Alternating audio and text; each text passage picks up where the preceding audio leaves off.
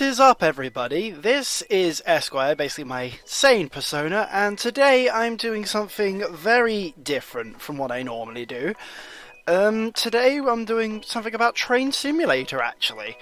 There's a big fan of like the Thomas the Tank Engine inspired Railworks series that a lot of people do. People like Angry Welshman Productions, DJ Productions. Those things have been going on leaps and bounds for years now, and it's very entertaining to watch all of them.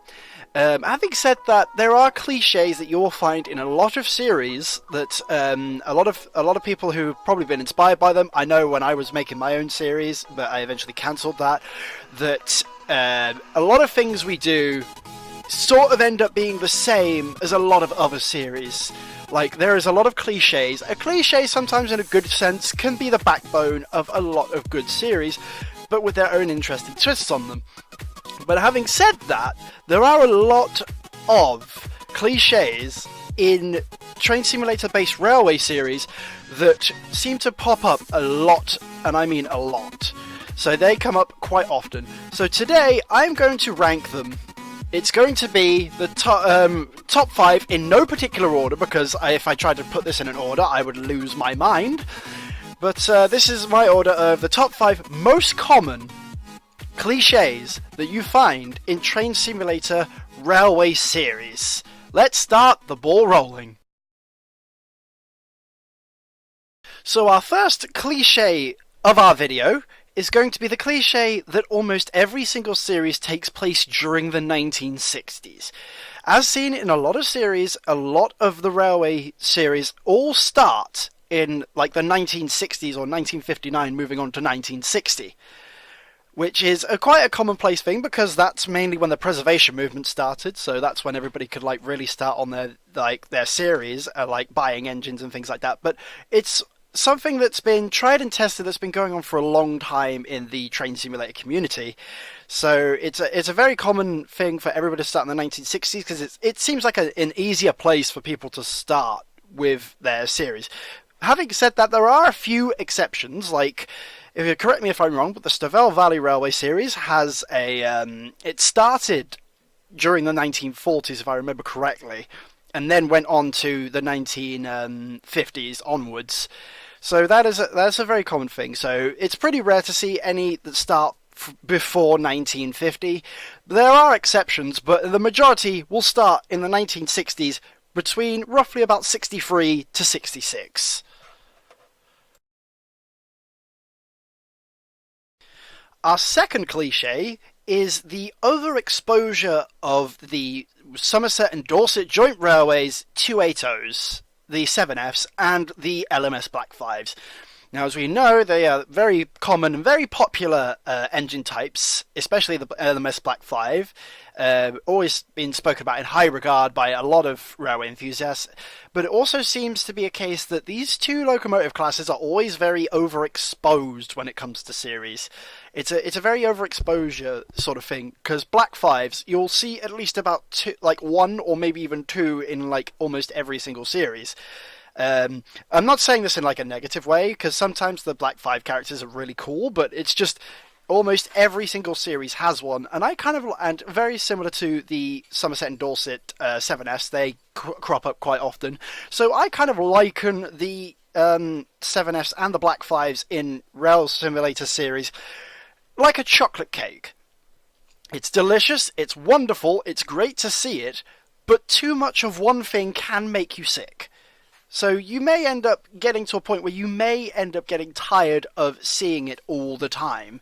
So a lot of people will probably bring up new steam locomotives to add to their series to make it more fresher.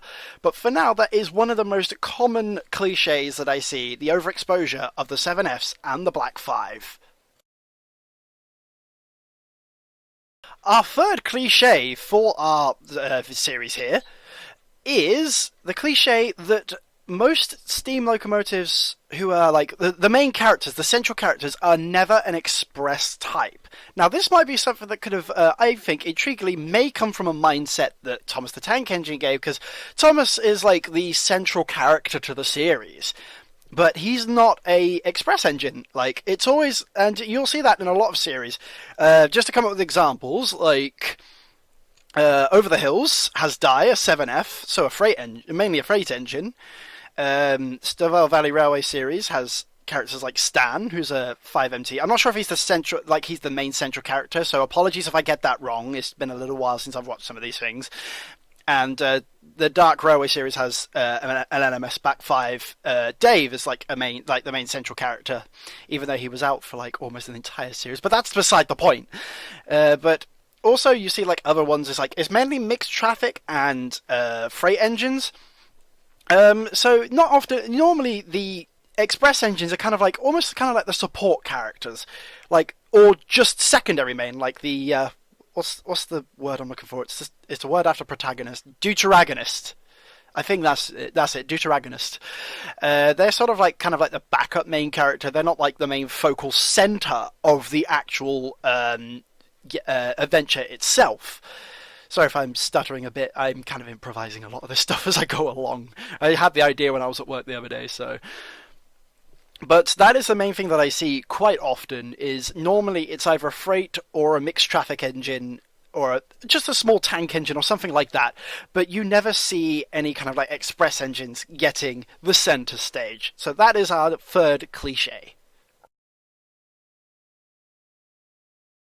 And cliche number 4. Cliche number 4 is something that's been evident in a lot of series, and you also see it a lot because of Thomas the Tank Engine. I think Thomas the Tank Engine it's a big influence. It's like the meta game, if you will, on making a railway series. And the main kind of thing that I see that transfers over from Thomas the Tank Engine that's almost in a lot of series is the animosity between steam engines and diesels. I mean, when you look at it, yes, it makes sense, because like the diesels are coming to take over, but you always do have the exceptions of the diesels that like welcome steam engines, or steam engines that welcome diesels, things like that. That's something that's very, very common. You see that quite a lot, quite often. But mainly, a majority of like diesel characters that show up normally tend to be a lot hostile towards the steam engines unless they get their comeuppance, or they're proven wrong and they see the error of their ways. But it's something that does crop up every now and then. So our fourth cliche is the animosity between steam engines and diesels. And our fifth and final cliche of this video is purchasing engines from scrapyards. Not like any kind of engines that you see, though that is a very common trope cliche in itself, but the most common one is normally the first engine comes from a scrapyard. Initially, I saw that in a couple of series before. I'm not going to name names. I'm not like, just so everybody knows, I'm not trying to shame anybody. This is not a name and shame. I'm not trying to like attack anybody. This is all just in the name of fun. It's just a bit of fun. But it's another common one I see, is engines being purchased from scrapyards, normally to be like the first engine that they buy.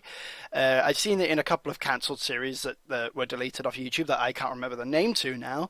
But you see that quite often, a lot of scrapyard esque sort of cliche, that like engines get purchased from scrapyards, or it's normally normally the railway doesn't have an engine to begin with, so they must go to a scrapyard to pick one up. Instead of like, like there's still steam on the active roster, so they could have gone and could have purchased one from there.